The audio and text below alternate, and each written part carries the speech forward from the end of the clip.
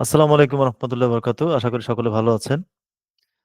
আমাদের যে English speaking course, সেই ইংলিশ স্পিকিং কোর্সের আজকে আমাদের 11তম দিনের জার্নি আমরা শুরু করতে যাচ্ছি। সো এই 11তম দিনের জার্নিতে আমরা যে বিষয়টা নিয়ে আলোচনা করব, যে টপিকসটা নিয়ে আলোচনা করব, ইতিপূর্বে আমরা অক্সিলারি ভার্ব নিয়ে আলোচনা করেছি, অক্সিলারি ভার্বের ব্যবহার নিয়ে আলোচনা করেছি। সেটা থেকে আমরা positive, negative, positive interrogative, negative interrogative আমরা তৈরি করেছি, এবং সেগুলো আপনারা যারা প্র্যাকটিস করেছেন তারা তো খুবই ভালো করেছেন, আর যারা প্র্যাকটিস করেননি তারা আরো ভালো করেছেন। তো আপনারা যারা প্র্যাকটিসটাকে আসলে রেখে দিবেন যে আজকে করব না, কালকে করব, কালকে করব না, পরশু করব, আলটিমেটলি দেখবেন যে আপনার এই প্র্যাকটিসটা কখনোই হবে না এবং দিন শেষে আপনার রেজাল্টটা জিরো। ওকে, সো সকলেই ট্রাই করবেন সময়ের কাজ সময় করা। ওকে, একটা কথা আছে, সময়ের 1 ফোড় অসময়ের 10 ফোড়ের সমান। অর্থাৎ আপনি যদি সময় একটা কাজ না করেন, ওই কাজটা যখন আপনি অসময়ে করতে যাবেন, তখন এটার জন্য আপনার আরো বেশি এফোর্ট দিতে হবে এবং এটাতে আপনার সাকসেস হওয়ার পসিবিলিটিস খুব কম। তো সকলেই চেষ্টা করবেন সময়ের কাজটা সময়ে করার, তাহলে ইনশাল্লাহ সাকসেস আপনাদের খুব নিকটে চলে আসবে। ওকে, তো আমরা শুরু করতে যাচ্ছি। আমরা আজকের ক্লাসে আলোচনা করব হ্যাভ ভার্ব। আমরা স্পিকিং এর ক্ষেত্রে হ্যাভ এর ব্যবহারটা দেখব। ওকে, সো এই হ্যাভ ভার্ব বলতে মূলত হ্যাভ, হ্যাজ, হ্যাড এটাকে বোঝায়। আমরা দেখছিলাম ভার্বের 3টা রূপ, একটা হচ্ছে প্রেজেন্ট টেন্স, একটা প্রেজেন্ট ফর্ম, একটা পাস্ট ফর্ম, একটা হচ্ছে ফিউচার ফর্ম, একটা হচ্ছে বর্তমান কাল, একটা অতীত কাল, আর একটা হচ্ছে ভবিষ্যৎ কাল। ওকে, তো এই ইউজ অফ হ্যাভ ভার্ব, এটাকে যদি আমরা চিন্তা করি, প্রিন্সিপাল ভার্ব হিসেবে যদি ধরি, তাহলে এই হ্যাভ ভার্বটাকে আমরা দুইটা ভাবে ব্যবহার করতে পারি। একটা হচ্ছে পজিশন, পজিশন মানে হচ্ছে মালিকানা অর্থে ব্যবহার করতে পারি, আর একটা হচ্ছে রিলেশন মানে সম্পর্ক অর্থে ব্যবহার করতে পারি। তাহলে হ্যাভ ভার্বকে আমরা কয়ভাবে ব্যবহার করতে পারি? একটা হচ্ছে পজিশন মানে মালিকানা ভাবে ব্যবহার করতে পারি, আর একটা হচ্ছে রিলেশন মানে হচ্ছে সম্পর্ক হিসেবে ব্যবহার করতে পারি। এখন এইটা নিয়ে আমরা বিশদভাবে নিচের দিকে আলোচনা করব। আপনারা সকলে একটু মনোযোগ দিয়ে দেখবেন এবং এগুলো আপনারা একটু নোট ডাউন করবেন প্লিজ। আপনারা খাতা কলম নিয়ে বসেন, আহ একটু নোট ডাউন করবেন, তাহলে দেখবেন যে আপনার মানে পড়াটা অর্ধেকের এখানে কমপ্লিট হয়ে যাবে। তো ফার্স্টে আমরা যদি আসি পজিশন বা মালিকানা বোঝাতে আমরা কিভাবে হ্যাভ এর ব্যবহার করব, সেই বিষয়টা বোঝাতে আমরা এখানে কিছু এক্সাম্পল রেখেছি। সো ফার্স্ট এক্সাম্পলটা হচ্ছে আই হ্যাভ আ ক্যামেরা। আমার একটি ক্যামেরা আছে, অর্থাৎ এই ক্যামেরাটার মালিক আমি, যে কারণে এই মালিকানা বোঝাতে আমরা হ্যাভ কথাটা ব্যবহার করতেছি। অর্থাৎ আমি যদি এখানে হ্যাভটাকে অমিট করে দেই, এই হ্যাভটাকে যদি আমরা বাদ দিয়ে দেই, তাহলে এখানে কি দাঁড়ায়? I a camera. Okay, I a camera, I মানে আমি বা আমার, আই মানে একটি, ক্যামেরা মানে হচ্ছে ক্যামেরা। তাহলে আমার একটি ক্যামেরা, তাহলে আমার একটি ক্যামেরা কি, আমার একটি ক্যামেরা কি, এই বিষয়টাকে বোঝানোর জন্য আমরা হ্যাভ ব্যবহার করেছি।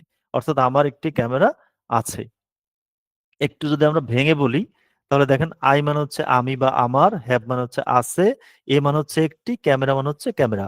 তাহলে আমরা যদি পুরোটাকে বলি, আমার একটি ক্যামেরা আছে, আমার আছে একটি ক্যামেরা, এটাকে একটু সুন্দরভাবে বোঝাতে আমরা এটাকে বলছি আমার একটি ক্যামেরা আছে।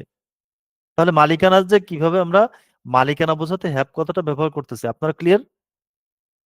একটু রেসপন্স করবেন প্লিজ, না বুঝলে আমি আবার বোঝাবো। জি স্যার। জি sir, clear. Okay, okay, thank you.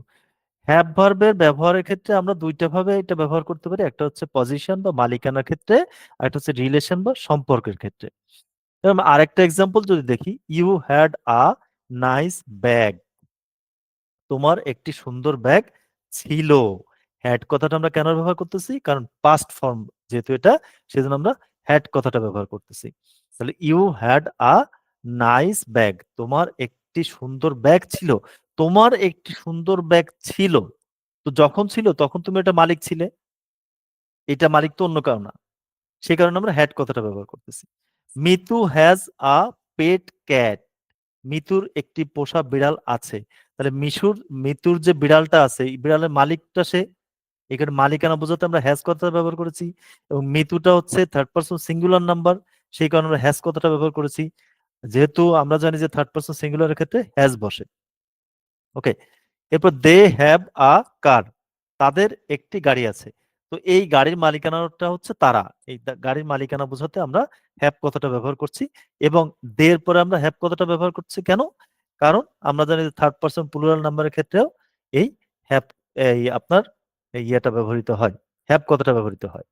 Okay, singular নাম্বারের ক্ষেত্রে হ্যাজ ব্যবহৃত হচ্ছে, বাট প্লুরাল নাম্বারের ক্ষেত্রে হ্যাভ কথাটা ব্যবহৃত হচ্ছে। আবার যদি ফার্স্ট পারসন সিঙ্গুলার নাম্বার বলেন, যেমন আই এর ক্ষেত্রে আমরা হ্যাভ ব্যবহার করছি, আই এর ক্ষেত্রে কিন্তু আমরা হ্যাজ ব্যবহার করছি না। ওকে, শুধুমাত্র থার্ড পারসন সিঙ্গুলার এবং আপনার first person singular, third person plural এবং ফার্স্ট পারসন সিঙ্গুলারের ক্ষেত্রে আমরা হ্যাভ কথাটা ব্যবহার করছি। এবং সেকেন্ড পারসন সিঙ্গুলার প্লুরালের ক্ষেত্রে আমরা হ্যাভ কথাটা ব্যবহার করি, ইউ হ্যাভ। ওকে, এটা নিয়ে আমি এর আগে আলোচনা করেছি। তো আপনারা যদি বুঝতে না পারেন তাহলে প্রশ্ন করবেন, আমি আবারও বোঝাবো। এখন আমরা দেখলাম এই পজিশন বা মালিকানা বোঝাতে আমরা হ্যাভ কথাটাকে ব্যবহার করছি, সেটার আমরা কিছু উদাহরণ এখানে দেখলাম। তো আর কতভাবে বোঝাবো বলেন? এরপর হচ্ছে রিলেশন বা সম্পর্ক। সম্পর্ক বোঝাতে আমরা এই হ্যাভ কথাটাকে ব্যবহার করে থাকি। ওকে, সাপোজ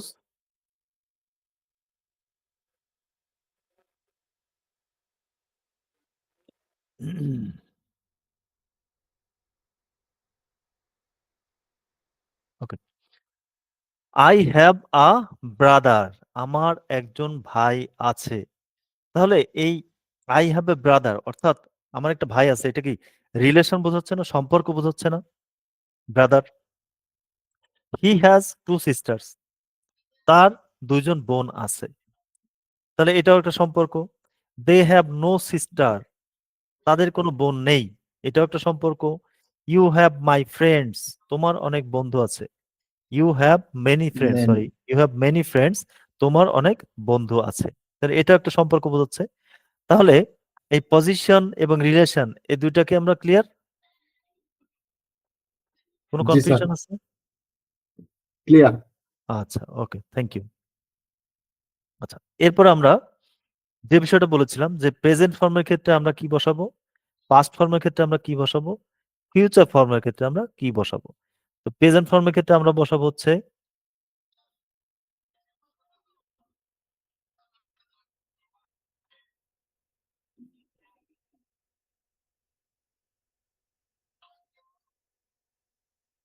প্রেজেন্ট ফর্মের ক্ষেত্রে আমরা বসাবো হচ্ছে হ্যাভ বা হ্যাজ।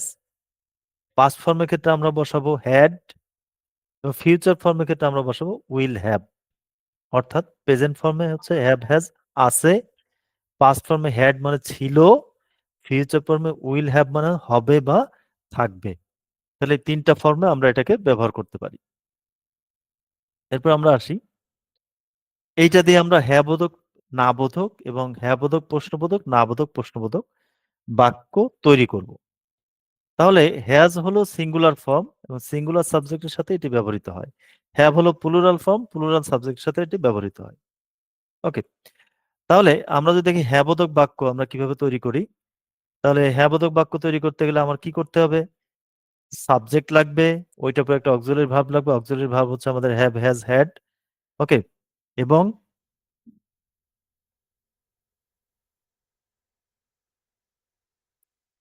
এবং আপনার এক্সটেনশন হিসেবে কিছু বিষয় এখানে থাকবে। তাহলে আমরা যদি দেখি যে সাবজেক্ট হিসেবে আমরা I, you, we, he or she, Robin, they, এবং অক্সিলারি ভার্ব হিসেবে আমরা have has had will have ধরে নিয়েছি, এবং এক্সটেনশন হিসেবে two cars, houses, diary, personal room, umbrella, many pets, cows, এটা আমরা এক্সটেনশন হিসেবে ধরে নিয়েছি। এখন ফর এক্সাম্পল আমরা যদি এটাকে বলি আই হ্যাভ মানে আমার আছে, আই হ্যাড আমার ছিল, আই উইল হ্যাভ আমার থাকবে। তো আমরা তিনটা ফর্মে, ভার্বের যে তিনটা ফর্ম, সেই তিনটা ফর্মে আমরা এটাকে ফার্স্টে দেখে নিলাম। এরপরে ইউ হ্যাভ তোমার আছে, ইউ হ্যাড তোমার ছিল, ইউ উইল হ্যাভ তোমার থাকবে। তাহলে আমরা ফার্স্ট পারসন দেখলাম, এরপর সেকেন্ড পারসন দেখলাম, এবার সেকেন্ড পারসন, এবার থার্ড পারসন আসলাম। থার্ড পারসনের ক্ষেত্রে আমরা কি দেখছি? She has. ওকে, দেখেন এখানে কিন্তু শি হ্যাভ বললাম না আমরা, আই হ্যাভ বললাম, ইউ হ্যাভ বললাম, বাট শি হ্যাজ বলতেছি আমরা, কারণ এটা থার্ড পারসন সিঙ্গুলার নাম্বার। আচ্ছা, এবং এখানে কিন্তু শি হ্যাড, অর্থাৎ হ্যাড এর সঙ্গে কিন্তু আর কোনো কিছুই নাই। যেমন এখানে হ্যাভ হ্যাজ দুইটা আছে, বাট হ্যাড কিন্তু একটাই অক্সিলারি ভার্ব, এর সঙ্গে কিন্তু আর কোনো কিছু নাই। সেম ভাবে উইল হ্যাভও কিন্তু একটাই, তাহলে she will have, she has, she had, she will have, অর্থাৎ তার আছে, তার ছিল, তার থাকবে, তিনটা ফর্ম আমরা দেখতেছি। এখন উপরে যেটা আমরা দেখছি যে আমরা সাবজেক্ট নিয়েছি, ভার্ব নিয়েছি এবং এক্সটেনশন নিয়েছি, এইগুলো ব্যবহার করে আমরা কিছু সেন্টেন্স মেক করব। তাহলে আমরা যদি ফার্স্টে বলি আই হ্যাভ আ ডায়েরি, আমার একটি ডায়েরি আছে, তাহলে এই একটু বলেন তো একজন, এই আই হ্যাভ আ ডায়েরি এটা কি আপনার পজিশন বোঝাচ্ছে না রিলেশন বোঝাচ্ছে? স্যার এটা তো স্যার পজিশন। কে বললো? আমি শামীমুল। শামিল ভাই, রাইট। পজিশন মানে মালিকানা, মানে আমার একটা জি। ডায়েরি আছে, ওই ডায়েরিটার মালিক হচ্ছে আমি। Okay, I had a diary, same ভাবে এটা position. I will have a diary, আমার একটি ডায়েরি থাকবে, এটা ভবিষ্যতে বোঝাচ্ছে, বাট ওইটার মালিকানাও কিন্তু আমি হব, রাইট? ভবিষ্যতে হলেও কিন্তু ওইটার মালিক আমি হব। তার মানে ভবিষ্যতে যদি আমার যদি কোনো ডায়েরি হয়, সেটার মালিকও আমি, এটাও পজিশন বোঝাচ্ছে। উই হ্যাভ টু কার্স, আমাদের দুইটি গাড়ি আছে, তাহলে এটাও পজিশন বোঝাচ্ছে। উই হ্যাড টু কার্স, আমাদের দুটি গাড়ি ছিল, ছিল মানে কি, আগে ছিল এখন নাই। ওকে, এখনো তো একটা গাড়ি আছে, বা এখন টোটালি কোনো গাড়ি নাই। We will have two cars, আমাদের দুইটি গাড়ি থাকবে, অর্থাৎ আমরা প্রেডিকশন করছি যে ভবিষ্যতে আমাদের দুইটি গাড়ি থাকবে। ওকে, তো আমরা প্রতিটা ক্ষেত্রেই প্রেজেন্ট ফর্ম, পাস্ট ফর্ম এবং ফিউচার ফর্ম, এই তিনটা ফর্মে আমরা বিষয়গুলোকে ডেসক্রাইব করছি, বিষয়গুলোকে আপনাদের কাছে উপস্থাপন করছি, কারণ আমরা এই তিনটা ফর্মেই সাধারণত কথা বলি, তিনটা ফর্মেই আমরা রাইটিং করি, এবং তিনটা ফর্মেই আমরা আমাদের মনের ভাব প্রকাশ করি। সো এই তিনটা ফর্মে যখনই যেটাই শিখবেন, আপনি তিনটা ফর্মে যদি শিখতে পারেন, তাহলে আপনার কাছে ইংলিশ স্পিকিংটা একেবারেই ইজি মনে হবে। ওকে, যে কারণে আমরা তিনটা ফর্মে কিন্তু আপনাকে প্রত্যেকটা জিনিস বোঝাচ্ছি। আচ্ছা, এরপর যদি আমরা বলি they have many cows, okay, they have many cows, তাদের অনেক গরু আছে, এটাও মালিকানা বোঝাচ্ছে। দে হ্যাড মেনি কার্স, তাদের অনেক গাড়ি আছে, সরি এটা হবে গাড়ি। আচ্ছা, এখানে হবে গাড়ি। এত তাড়াহুড়া করে নোটগুলো তৈরি করতে হয়। আচ্ছা, ওকে, তাদের অনেক গাড়ি ছিল, দে হ্যাড মেনি কার্স, তাদের অনেক গাড়ি ছিল। এরপর হচ্ছে they will have many cars, তাদের অনেক গাড়ি হবে, দেখেন গাড়ি জায়গায় গরু হয়ে গেছে, দেখছেন কত দামি জিনিস আর কত সস্তা জিনিস বানাই দিচ্ছে। আচ্ছা, যাই হোক, তাদের অনেক গাড়ি হবে, তাহলে একটা হচ্ছে আমরা প্রেজেন্ট ফর্মে দেখতে পাচ্ছি, একটা আমরা পাস্ট ফর্মে দেখতে পাচ্ছি, একটা আমরা ফিউচার ফর্মে দেখতে পাচ্ছি। ওকে, তাহলে আমরা তিনটা ফর্মে কিন্তু এখানে দেখতে পাচ্ছি। এই হ্যাঁ বোধক যে বাক্যটা আমরা তৈরি করলাম, এটা বুঝতে কারো অসুবিধা আছে? যদি কারো বুঝতে অসুবিধা হয় বলেন প্লিজ।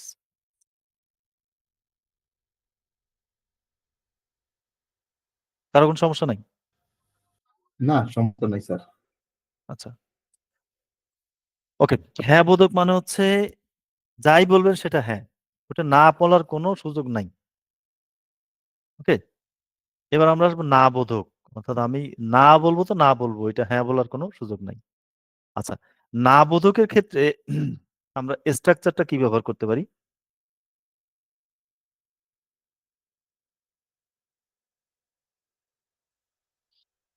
এইটার ক্ষেত্রে আমরা প্রথমে সাবজেক্ট নিব, তারপরে আমরা যে অক্সিলারি ভার্ব আছে সেটা নিব, তারপরে জাস্ট নো কথাটা অ্যাড করে দিব, জাস্ট নো, এরপরে এক্সটেনশন। ওকে, তো আমরা এর আগের যে ক্লাস, সেই ক্লাস আমরা দেখেছিলাম যে ডু নট কে আমরা সংক্ষেপে লিখতে পারি ডোন্ট, ডাজ নট কে আমরা সংক্ষেপে লিখতে পারি ডাজেন্ট, ডিড নট কে আমরা সংক্ষেপে লিখতে পারি ডিডেন্ট, উইল নট কে আমরা সংক্ষেপে লিখতে পারি ওন। তো আপনারা যদি এখানে ডু নট লিখেন, ডাজ নট লিখেন, ডিড নট লিখেন, উইল নট লিখেন, কোনো প্রবলেম নাই। ক্লিয়ার? বাট জি। এটা শুনতে একটু বেটার লাগে, একটু স্মার্ট ওয়েতে আমরা এটাকে বলতে পারি, রাইট? জি। ওকে, তো সেক্ষেত্রে আমরা ওই একই এক্সটেনশন ব্যবহার করছি, একই এক্সটেনশন ব্যবহার করে আমরা সেম কাজটা করতেছি। তাহলে আই ডোন্ট হ্যাভ, আমার নেই। আই ডিডেন্ট হ্যাভ, আমার ছিল না। আই ওন্ট হ্যাভ, আমার থাকবে না। তিনটা ফর্ম আমরা দেখছি। ইউ ডোন্ট হ্যাভ, তোমার নেই। ইউ ডিডেন্ট হ্যাড, তোমার ছিল না। ইউ ওন্ট হ্যাভ, তোমার থাকবে না। হি ডাজ নট হ্যাভ, তার নেই। হি, আচ্ছা, এবার আমরা আসি এই হির ক্ষেত্রে আমরা কেন ডাজ কথাটা ব্যবহার করি, কে বলতে পারবেন? স্যার এটা থার্ড পারসন সিঙ্গেল নাউন। আচ্ছা, থার্ড পারসন সিঙ্গুলার নাম্বার ক্ষেত্রে ভার্বের সঙ্গে এস বাই এস যুক্ত হয়। Very good, thank you. He didn't have, তার ছিল না। হি ওন্ট হ্যাভ, তার থাকবে না। তাহলে তিনটা ফর্মে কিন্তু আমরা দেখছি। আচ্ছা, এরপরে যদি আমরা এক্সাম্পল তৈরি করি ওই এক্সটেনশন দিয়ে, I don't have any diary, আমার কোনো ডায়েরি নেই। আচ্ছা, একটু যদি আমরা কম্পেয়ার করি, আমি এখানে কি বলছিলাম? I have a diary, right? এটা ছিল আমাদের হ্যাঁ বোধক বাক্য, রাইট? তো এইটাকে যদি আমরা না বোধক করছি, দেখেন, I don't have any diary. আমি ফার্স্টে বলছিলাম আই হ্যাভ আ ডায়েরি, তারপর বললাম আই ডোন্ট হ্যাভ। জাস্ট এখানে ডোন্ট কথাটা যদি আমি ব্যবহার করে দেই, আমি যদি এখানে ডোন্ট কথাটা ব্যবহার করে দিই জাস্ট, বা এখানে যদি আমি লিখি ডু নট হ্যাভ, এই কথাটা যদি আমি লিখি, অথবা আমি যদি এখানে লিখি ডোন্ট, ডু নটের সংক্ষিপ্ত রূপ হচ্ছে ডোন্ট হ্যাভ, তাহলে আমাদের এটা কিন্তু হয়ে গেল তখন নেগেটিভ। বুঝতে পারছেন? স্যার একটা কথা বলবো, জি জি, বলেন প্লিজ। এটা এরকম দেওয়া যায় না যে আই হ্যাভেন্ট? হ্যাঁ, অবশ্যই যায়, বাট আমরা এখানে অক্সিলারি ভার্বটা ব্যবহার করতেছি, কারণ এখানে আমরা প্রেজেন্ট ফর্ম একটা ব্যবহার করতেছি, পাস্ট ফর্ম একটা ব্যবহার করতেছি, ফিউচার ফর্ম একটা ব্যবহার করতেছি। ওকে, আই হ্যাভেন্ট দিলে এটাও হবে, কোনো ব্যাপার না, ওটাও হবে, আমার নাই। ঠিক আছে, একই কথা বোঝায়, বাট আমরা এখানে প্রেজেন্ট, পাস্ট, ফিউচার বোঝানোর ক্ষেত্রে ডু, ডিড এই কথাটা ব্যবহার করতেছি। ক্লিয়ার? আচ্ছা, এরপরে আমরা দেখি I didn't have any diary, আমার কোনো ডায়েরি ছিল না। I won't have any diary, আমার কোনো ডায়েরি থাকবে না। তাহলে আমরা এই ডায়েরি দিয়ে যে তিনটা ফর্মে এখানে বোঝালাম, একটা হচ্ছে প্রেজেন্ট ফর্ম, একটা পাস্ট ফর্ম, একটা ফিউচার ফর্ম। সো আমরা যদি এখানে লিখি, প্রেজেন্ট ফর্ম হচ্ছে ডু, পাস্ট ফর্ম হচ্ছে ডিড, ফিউচার ফর্ম হচ্ছে done. Do, did, done. Okay, not এটা ফিউচার, এইটা ফিউচার না, এটা হচ্ছে পাস্ট পার্টিসিপল ফর্ম। আমি একটু শামিউল ভাইয়ের কাছ থেকে রেসপন্স আশা করছিলাম যে আপনি বলবেন যে না, এটা ফিউচার ফর্ম না, এটা পাস্ট পার্টিসিপল ফর্ম। যাই হোক। স্যার ঠিক আছে। আচ্ছা, আমি যখন ক্লাসে কোনো কিছু ভুল পড়াবো, ওইটা আমি দেখবো যে আপনারা ক্লাসে কতটুকু মনোযোগ আছেন। আমি যদি ভুল জি জি, পড়ানোর পরেও আপনারা ওই জিনিসটা হ্যাঁ বলেন, তখন আমি বুঝবো যে আপনারা কিছুই বোঝেন নাই, অথবা আমি বোঝাতে ব্যর্থ। এটা আমার টেকনিক। বুঝতে পারছি। ঠিক আছে, সো একটু কেয়ারফুলি থাকবেন, একটু মনোযোগ দিবেন প্লিজ সবাই। We don't have two cars, আমাদের দুটি গাড়ি নেই। We didn't have two cars, আমাদের দুটি গাড়ি ছিল না। We won't have two cars, আমাদের দুটি গাড়ি থাকবে না। ওকে, সেম ভাবে আমরা যদি কাউস দিয়ে করি, they don't have many cows, তাদের অনেক গরু নেই। They didn't have many cows, তাদের অনেক গরু ছিল না। They won't have many cows. Sorry, দেখেন এই যে এখানে কাউস লিখবো, লিখছি কার্স। কেউ ধরতে পারলেন না। এটা হচ্ছে ক্লাসে মনোযোগ। আমি কি ধরে নিব কেউ মনোযোগ নেই ক্লাসে? স্যার যেটুকু ছোট ছোট দেখায় তাতে তো কিছু বুঝিই না। তাই এটা বলেন না কেন যে ছোট ছোট দেখায় কিছু বুঝি না? বলছেন একবারও? এই যে বললাম, বলছেন? এখন কবে বলছেন? বললাম, এখন বললাম স্যার। আচ্ছা।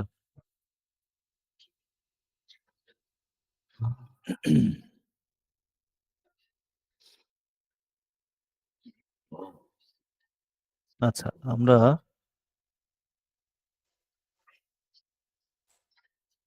দেখেন এখন কি বড় দেখায়? হ্যাঁ, ঠিক আছে। এবার কি চোখে পড়ে? জি স্যার, স্যার হ্যাঁ এবার কি গরু গাড়ি সব বোঝা যাবে?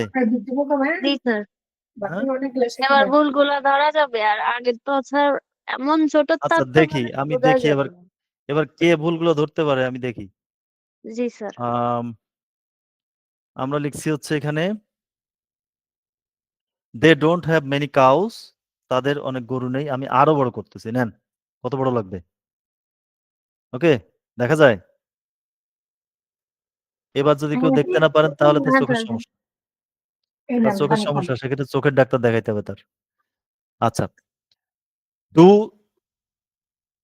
আমি তো কোশ্চেনে চলে গেলাম, না বোধকে আসবো। হ্যাঁ, আমরা এখানে ছিলাম। They don't have many cows, তাদের অনেক গরু নেই। They didn't have many cows, তাদের অনেক গরু ছিল না। They won't have many cows, তাদের অনেক গরু হবে না। এ পর্যন্ত বুঝতে পেরেছেন সবাই? তাহলে আমি পরের স্টেপে যাব, না হলে আবার এই দুইটা করাবো। বুঝছি স্যার। হ্যাঁ, বুঝতে পারছি। ওকে, থ্যাংক ইউ। রাখ, আমি টিচার হিসেবে ভালো বোঝা যাচ্ছে। এত সহজে বুঝে যাচ্ছেন। আমার তো এটা বুঝতে মিনিমাম মিনিমাম 7 দিন সময় লাগতো। তো আমার এই জিনিসটা বুঝতে মিনিমাম 7 দিন সময় লাগতো। তা আপনারা এত দ্রুত বুঝে গেছেন, তার মানে বোঝাই যাচ্ছে যে আপনাদের ব্রেন অনেক শার্প। Okay, thank you. আচ্ছা, এবার আমরা প্রথমটা আমরা কি করেছিলাম? হ্যাঁ বোধক। এই হ্যাঁ বোধকটাকে আমরা এখন প্রশ্নবোধক করব, অর্থাৎ হ্যাঁ বোধক প্রশ্নবোধক বাক্য আমরা কিভাবে তৈরি করব সেটাই আমরা দেখব। ওকে, তাহলে সেক্ষেত্রে আমরা ডু ভার্ব প্রথমে নিলাম, তারপর সাবজেক্ট নিলাম, তারপরে হ্যাভ নিলাম, তারপরে এক্সটেনশন, লাস্টে প্রশ্নবোধক চিহ্ন। অনেক বড় একটা লাল করে একটা প্রশ্নবোধক চিহ্ন এখানে দেওয়া আছে। ওকে, তার মানে হচ্ছে এটা একটা ইন্টারোগেটিভ সেন্টেন্স। তো সেক্ষেত্রে আমরা ডু ভার্ব নিচ্ছি do does, past form did, এবং উইলটা নিচ্ছি আমরা ফিউচার ফর্ম হিসেবে। এবং এখানে উইল হবে না, হ্যাঁ এখানে উইলটা নিচ্ছি আমরা ফিউচার হিসেবে। সাবজেক্ট নিচ্ছে I, you, we, he, has, Robin, they, এবং হ্যাভটা হচ্ছে আমাদের অক্সিলারি ভার্ব, এবং এক্সটেনশন হিসেবে আমরা নিচ্ছি two cars, houses, diary, personal room, umbrella, many pets or cows. For example same ভাবে ডু আই হ্যাভ, আমার কি আছে। ডিড আই হ্যাভ, আমার কি ছিল। উইল আই হ্যাভ, আমার কি থাকবে। তাহলে তিনটা ফর্মে আমরা দেখছি।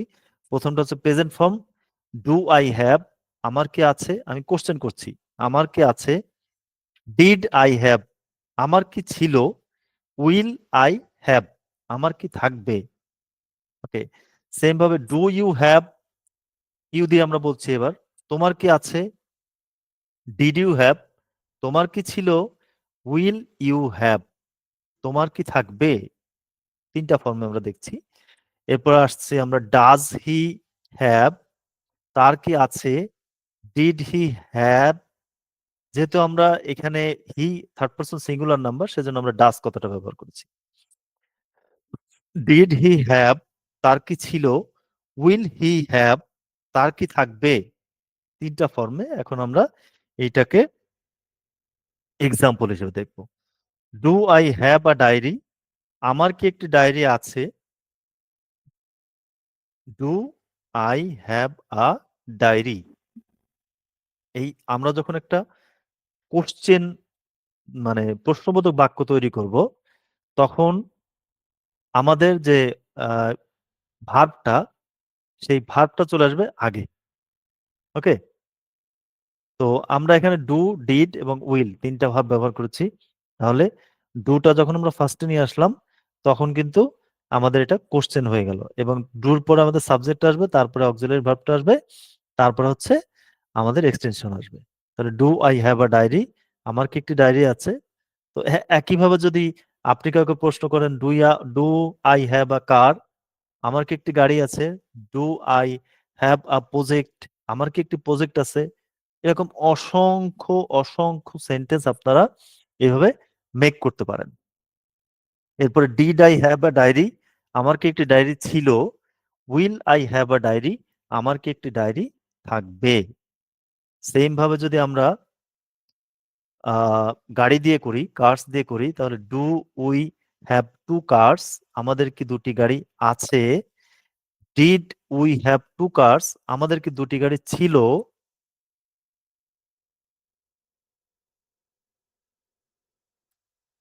এই ক্লাসে কারো কোনো মনোযোগ নাই, কেন বললাম? শামিল ভাই বলেন তো।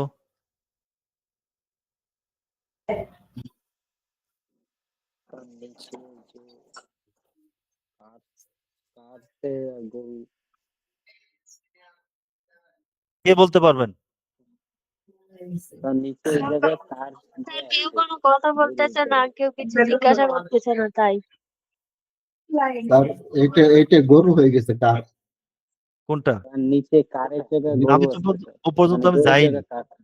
ও পর্যন্ত আমি যাইনি। আমি যে পর্যন্ত গেছি এই পর্যন্ত কি ভুল আছে বলেন? যে বলতে পারবেন সে আমার তরফ থেকে 20 টাকা ফ্লেক্সি লোড পাবেন, রিচার্জ পাবেন, 20 টাকা রিচার্জ।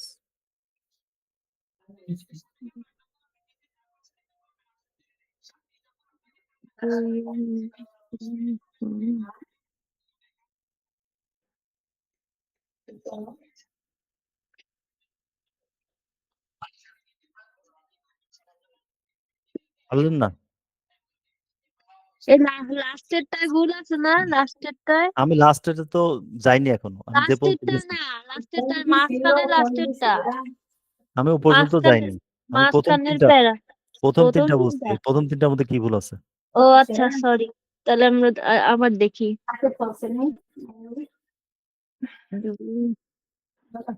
কি করবো?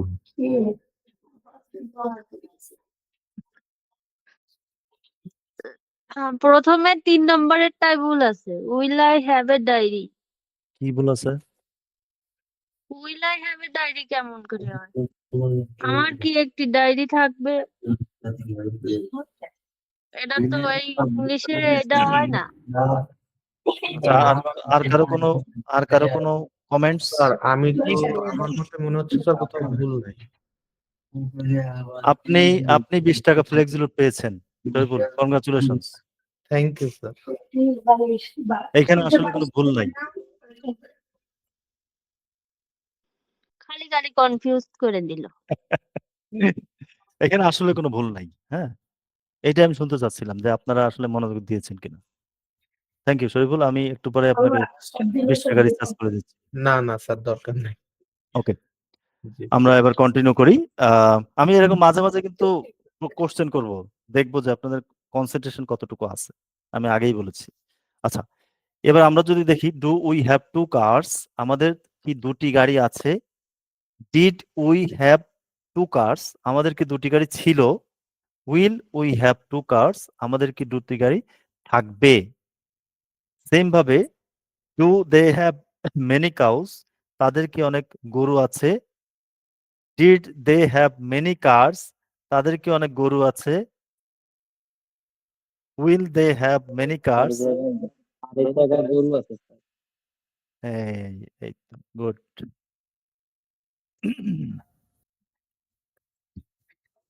নিচেরটাও সেম।